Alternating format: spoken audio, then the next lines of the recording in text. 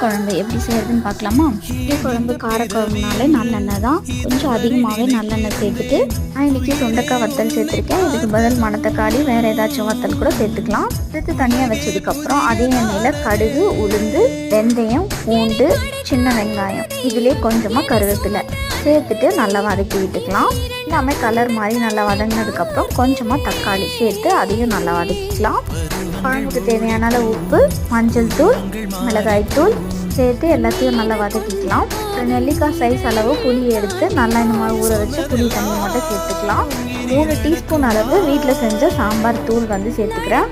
சேர்த்துட்டு நல்லா கலந்து விட்டதுக்கப்புறம் மூடி போட்டு வச்சுக்கலாம். ஒரு 10 நிமிஷம் கழித்து திறந்து பார்த்தோம்னா நல்லா கொதி வரும். இதில் சின்ன துண்டு வெல்லம், வறுத்து வச்ச வத்தல் சேர்த்துட்டு திரும்பவும் 10 நிமிஷம் போல் மூடி போட்டு எடுத்தோம்னா அப்புறான வத்த குழம்பு தயார். அப்பளம் இருந்தாலே போதும், அருமையாக இருக்கும்.